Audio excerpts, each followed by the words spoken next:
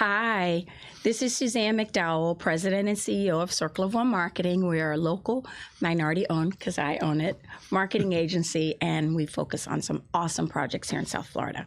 So it is the middle of October.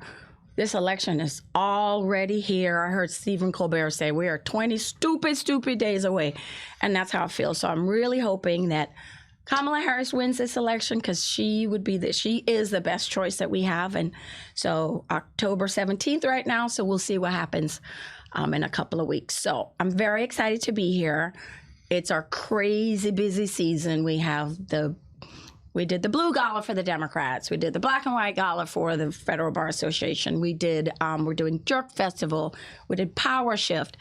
And we're going into our season. So we have Art of Transformation. We have South Beach Wine and Food. It's a lot. So I just wanted to say that it's October and we're going into the season. But I'm so excited because I'm here today with my very, very dear friend, the beautiful, handsome, talented, smart, wonderful Mark Potter, who I met at NBC on a national TV story, and we became friends after that. So welcome, Mark Potter. Thank you. Welcome, Mark Potter. Good to see you. How are you doing? I'm great. Good. Better now. Better. So we're going to start from the beginning where we normally do, but do you remember where we met or how we met? You said NBC. I believe it was ABC. I did a story on small businesses and they're getting money, and I was at ABC at that time. Was it ABC? I thought it was at ABC. Then when I went to NBC, I did another story with you. Yeah, Mayor Gibson. With Mayor Shirley Gibson. Yeah. You sold that story. Thank you very much. And it was good. Yeah. It was on what she had done to Miami Gardens. It was really good. And I thought there was another Voices United. You Voices United. Yeah. That's right, with your daughter and some of her people. So three stories I ended up doing. We did awesome stories. But even more importantly is our time at SNS and all the spaghetti that we ate. Yes, exactly. And all the fun that we've had. And, I miss that place. I miss that there were place. certain lawyers that if you wanted to find them, you had to go to SNS Diner and sit with them. Ellis Rubin was the most famous of the lawyers who ate there every day. So any reporter that wanted to talk to him had to go there and have spaghetti sit down. That's funny. I miss that because you and I used to have so much fun. It was across the street from the cemetery. I don't know what. I know, right? Yeah, next to the grocery store.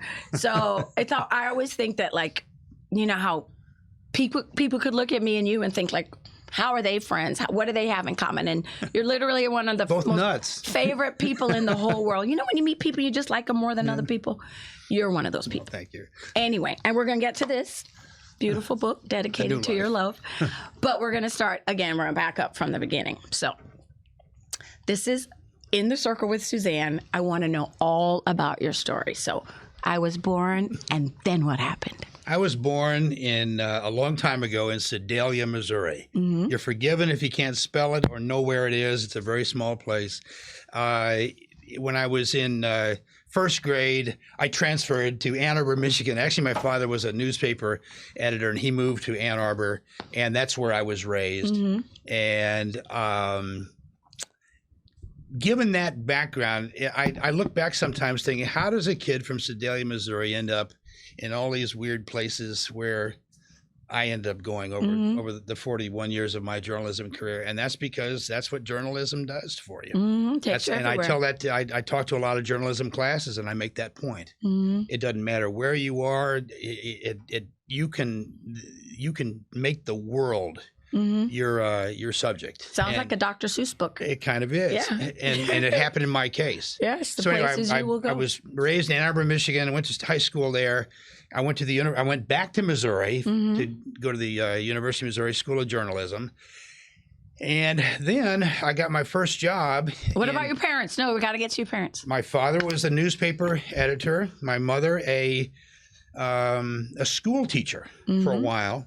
Later in life, she became an admissions counselor at the University of Michigan. So she was a National Merit Scholar. She was the smart one in the family, and the one that everybody called when they needed a phone number or an address. Yes. Well, women save the world. Yeah, that's right. But from my dad, I got the journalism. The love of news. But he did not push me to go in the business. In fact, he tried to talk me out of it. Because he wanted you to have a normal life. He wanted me to be normal. Yeah. And he warned me. Yeah, you're not going to have a normal life. And by the way, my mother's father, my grandfather, was a printer, a newspaper printer. He printed the newspaper at the University of Missouri School of Journalism. So it's, ink in the blood. My father tried to talk me out of it. He did. But I just persisted. He was a newspaper guy. I was intrigued by television. I grew up watching Walter Cronkite. And those guys said, man, one of these days, I wonder if I could do that, you know? And you did? And ended up doing that. And I remember a conversation with my dad one time when I finally did get my first job. And I said, I don't know why you told me not to go into this. I mean, this is great. I'm making $8,000 a year. Ooh, 8. I have an apartment the size of that water glass right there. I have a used car, and I'm working in television. Come on now. What could be bad? What's so bad about that? Then I transferred. I got a job 14 months later in Miami. That was a big jump. Yeah. And I came here in 1976, and I was just walking around with my eyes, I couldn't believe it. Yeah, that was a crazy time. This is Miami. It was about to become a really crazy time. Is that before the Mario boat lift? Yeah. Right before? And in fact, that figures into what I'm going to say next. In about that time, after a year or two here, I said, you know what? I'm going to be in Miami for 5 years. I had a 5-year plan. Be here for 5 years. And then I'm going to move on. I'm going to get one of those adult jobs in the business like you're supposed to get. Standing in front of the White House next to Sam Donaldson, hey, Sam, or covering the Senate, big station in New York, a real job, or in Los Angeles. But then 4 years into my 5-year plan, 1980 hit Miami like a sledgehammer. 1980 to Miami. And it became probably the biggest news story in the country. In the world. For a while. There were times when people would say that the 2 biggest news towns in the world were Beirut, Lebanon, and Miami, Florida. What? So and you were there. I was here. Yeah. And all the people in the places that I wanted to go, the White House correspondents, the Los Angeles, New York reporters, Washington, D.C. were all coming here. Coming to you, yeah. And I was already plugged in. I thought, well, wait a minute. Maybe I'll stay a few more years. And that turned into 40. Wow. So the rest of my career had me based in Miami. Now, I worked for 6 different employers, 2 locally here, Channel 7 and 10, and then 3 networks, ABC for 15 years, CNN for 5 on their magazine unit, and then 13 for NBC. Always based in Miami, working for these other companies in Miami by choice. Well, you know what Miami does is it sucks you in. It does. I came here for 3 months for a family situation. I've been here 30 years. And so it just is kind of how it goes. A lot of my Midwestern friends say, you've got this Midwestern culture, and look at you. How are you surviving in a Latin city? And I said, perfectly fine. Just fine. I ended up marrying a Cuban, and I Judith is Cuban. And I couldn't imagine. Yeah. I might have a hard time moving back because I would find it so boring. So boring. I know. Miami's like, well, Miami's a little schizophrenic. 1980, I mean, the town exploded. We had 4 cataclysmic events in this town. What in for? 1 year. Well, the Mariel boat lift, which you alluded to, bringing 125,000 Cubans, mostly to Miami, including my future mother-in-law and my 2 future brothers-in-law on a boat that my future wife. They were Marielitos? Yeah. What? Yeah. My wife hired a boat. She drove all the way from Los Angeles. She had come into the United States in 1970. Missed her family dearly. Finally, this opening, she tried to get them out other ways. This opening came. She drove all the way to down to Key West, hired a boat, went across. And your wife was a badass. Yeah, she was a badass. I used to tell you got more guts and brains, but she was determined. And long story short, they came here. So that was the Mariel boat lift. We had the cocaine war. Was underway. Cocaine Cowboys. You were such a big part of Cocaine Cowboys. That's really, we learned that was going on in 1979 with the Dadeland Mall shooting. We had the Haitian exodus. Going on at the same time, and they received a much different reception than the Cubans. That was a wet foot, dry foot. Yeah, well, that applied to the Cubans, but the Haitians, they had a harder time coming in. Isn't that what's called wet foot, dry foot? That was a policy related to the Cubans. Basically, if you landed with a dry foot, you could stay wet foot on a boat. You went back. Haitians. Except it didn't apply to the Haitian population. It was a much different reception, and some of them died on the beaches, and it was a horrible thing. Well, their feet were brown. So exactly. When they got wet, dry foot, their feet were brown. So everything changes. It was a very difficult situation. And then finally, the fourth thing, May 17, 1980, the McDuffie riot. Ooh, on that May 17, 1980 into transformed the morning South of May 18th. Yeah.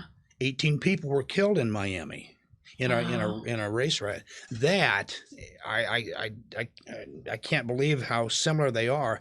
Very similar to the George Floyd case 40 years later to the month of when the McDuffie riot And what occurred. have we learned? You're like 40 that's the years later. question. What have you learned? Right, exactly. So, wow. And so, those four things happened in Miami at the same time. And you covered them all. Covered them all.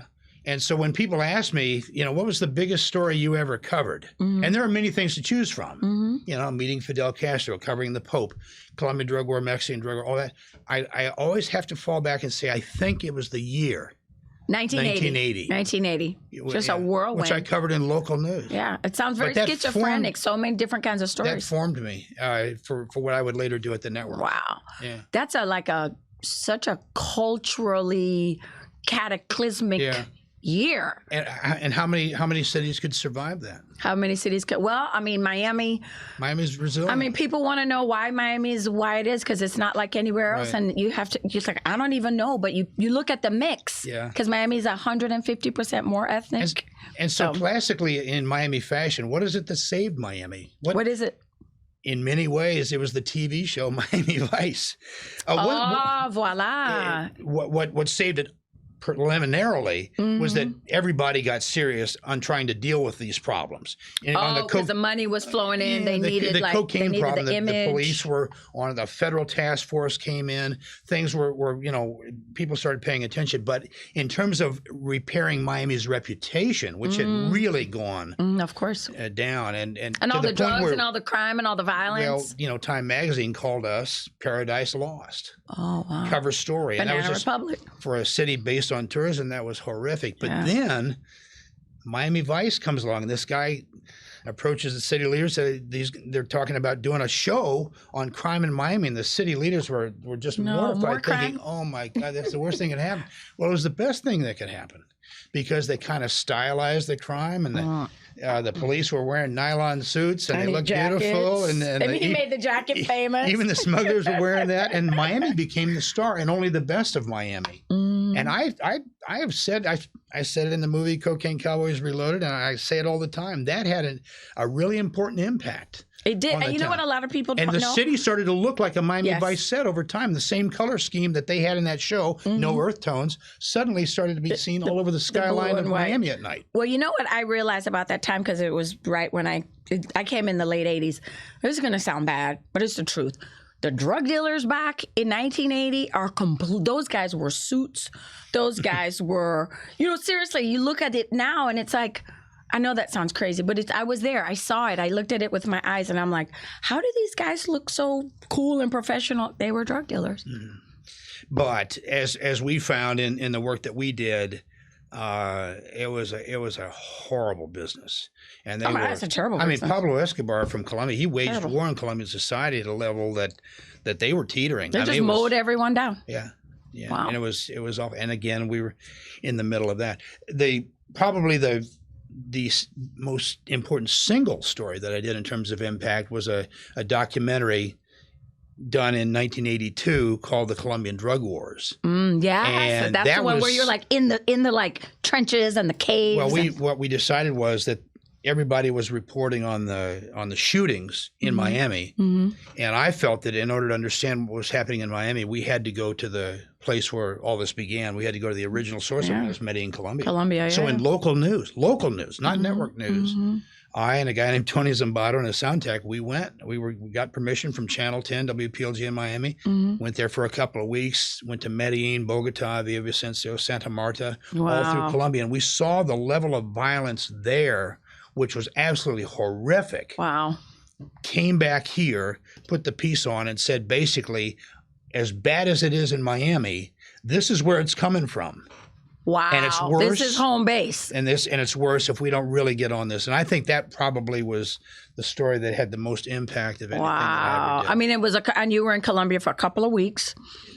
on that first visit. Yeah. I spent a lot of time there later over the years, but that was the first But I mean, time. that's a long time. That's one of my first foreign trips in my life. Really and then you're there 2 weeks. I always say, like, if you're there more than 3 days, you unpack your clothes, then you're living there. So yeah, 2 weeks to look at it and learn it and realize the terribleness of it must have been, and you're super young, so I mean the impact. As I said, that was one of my first foreign trips. Of all the places to pick, Medellin, Colombia at that time. Now it's a lovely city. Yes, Medellin is great. Colombia is wonderful. I've been to Cartagena. Yeah. By the way, the thing I love about Colombia is we share the same birthday, July 20th. Oh. So yay, Colombia. So well, Colombia also taught me one other thing, and that is the power of journalism.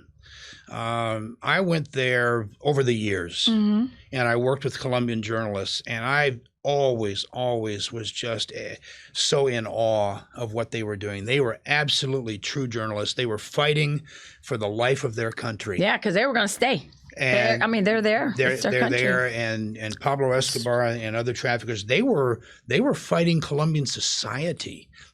Downing an aircraft, blowing up their equivalent of the FBI headquarters, blowing up a newspaper, the entire bill. I was there when that happened. Killing judges and presidential candidates. It was horrible. Wow. And the only thing that was keeping it out there, in terms of knowledge for the people who live there, was journalism. Those Colombian journalists. And those journalists were fearless, and they were under threat. Some were killed, some were bribed, some were kidnapped, and I worked with some of them, and when I was with them, I would feel that same stab of fear periodically that they would fear. But I knew that when I got done, you could go home. I could go back to the airport and fly back to the relative safety of Miami and back to civilization, to the United States, and they stayed.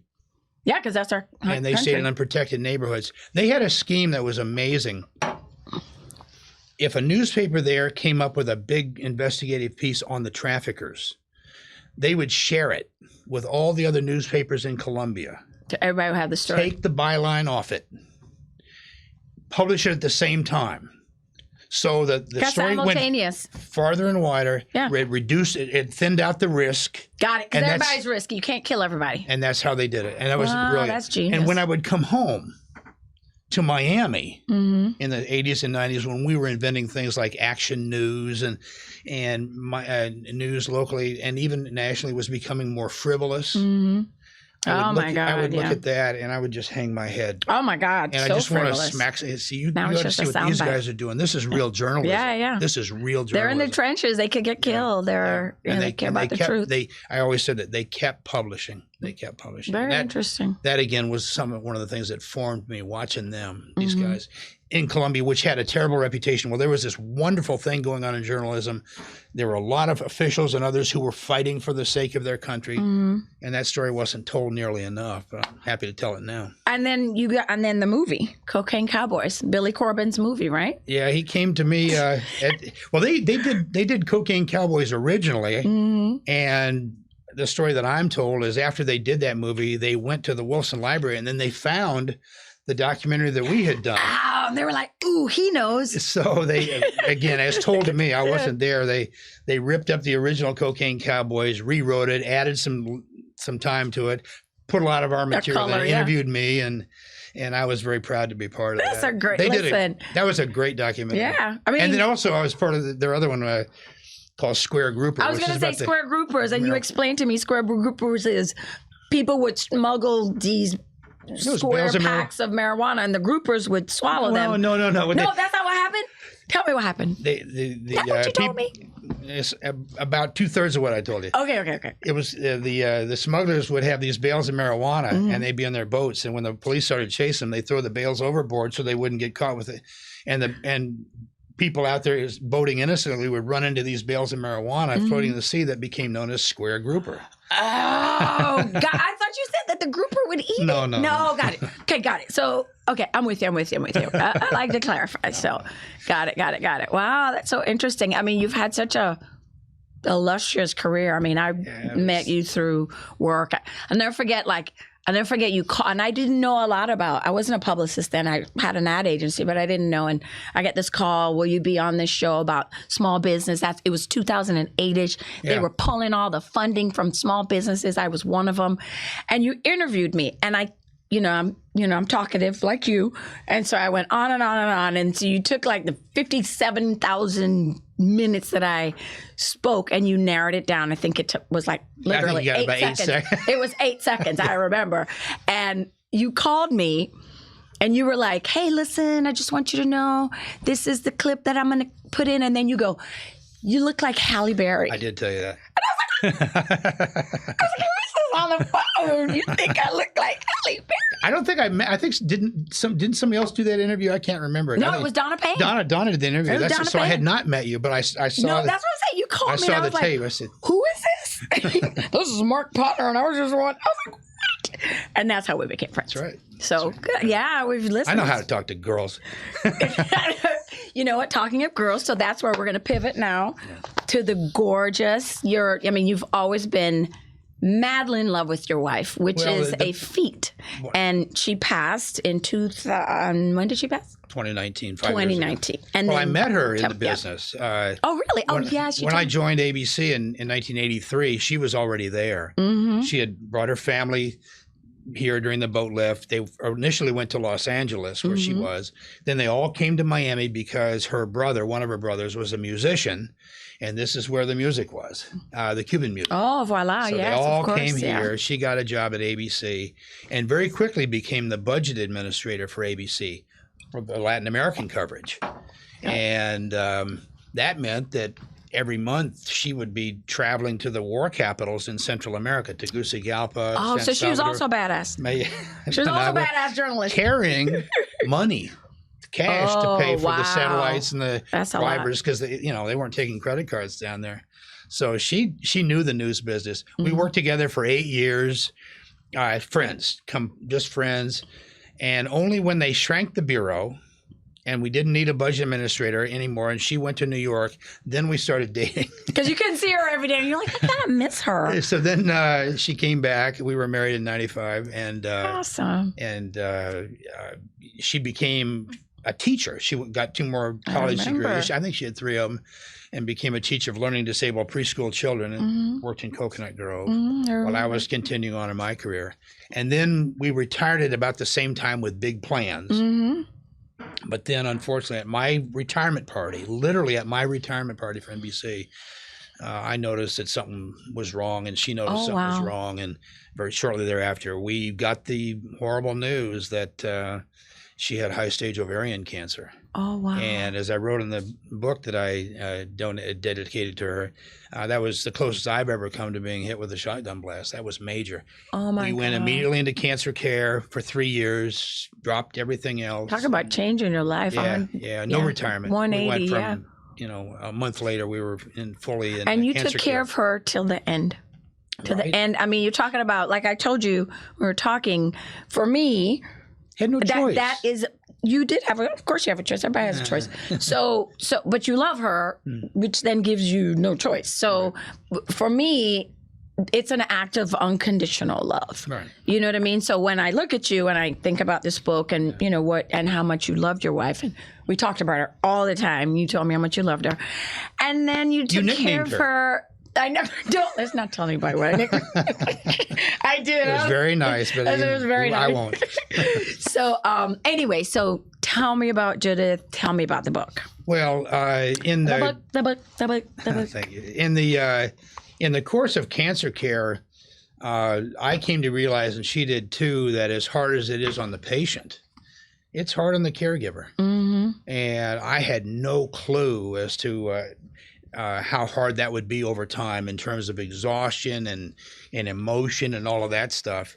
And so I started to have a really hard time emotionally too. And she said to me, listen, I might not make it through this. We were fighting as hard as we could. We had a lot of ups and downs, a lot of hope and dashed hopes. And along the way, she said, if you're going to survive this, if you're going to come through this, you need to get out of the house. Because I made a mistake, and I admit this. I really isolated. I was fully focused. You hunkered down. Hunkering down on cancer care.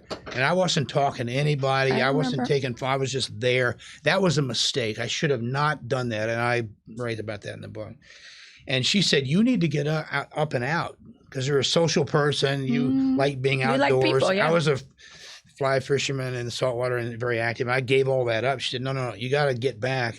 And so she kind of gave me an ultimatum and saying that maybe you ought to pick between being going back to your fly fishing, or this new hobby that you thought maybe you'd pick up in retirement of taking photographs of sunrises and outdoor things, wildlife and all that. Maybe you ought to pursue that. I had just gotten a new camera that some NBC photographers recommended to me, and I chose that as the option because I could do it near the house.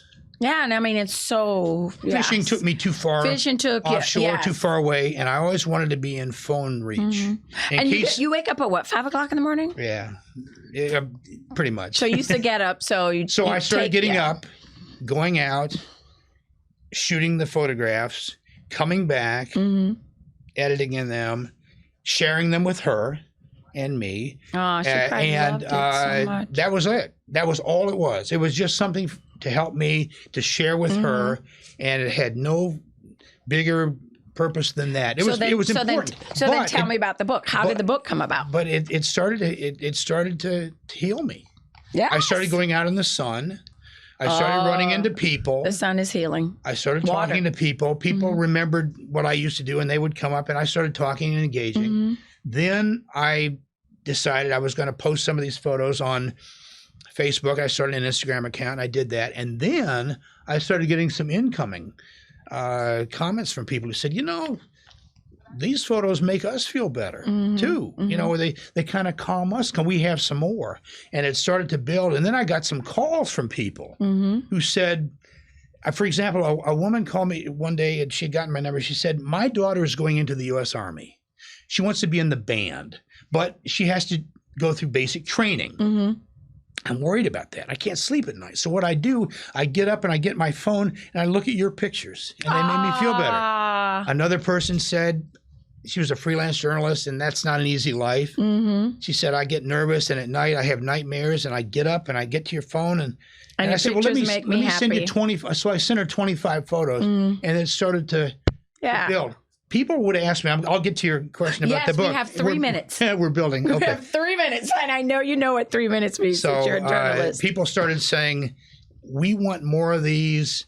And when after Judith passed, they said, we want a book.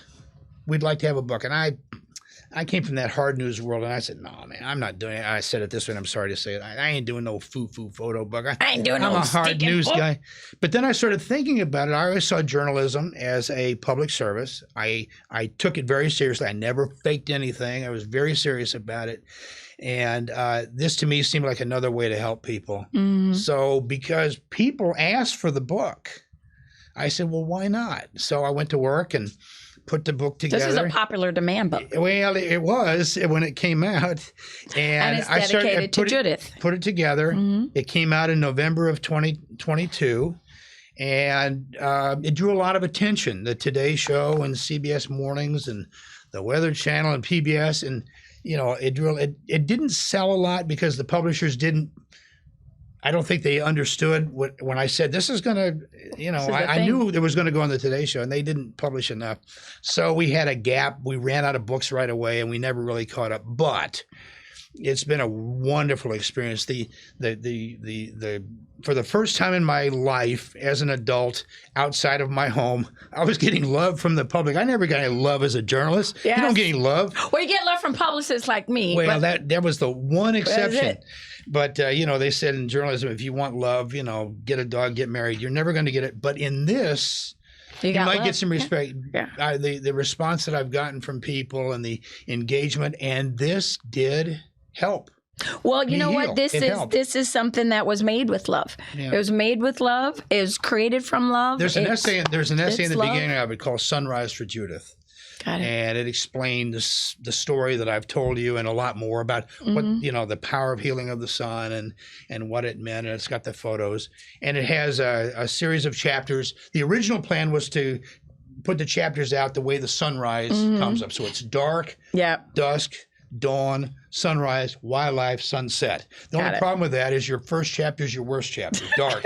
So I invented a first chapter called Magic Time, which is the best of the best of the best. So how do we get this book? We have 30 seconds. So tell me about how do I get this book? Locally, I would wish that everyone would go to Books and Books. Books and Books, Books and Books. On Aragon.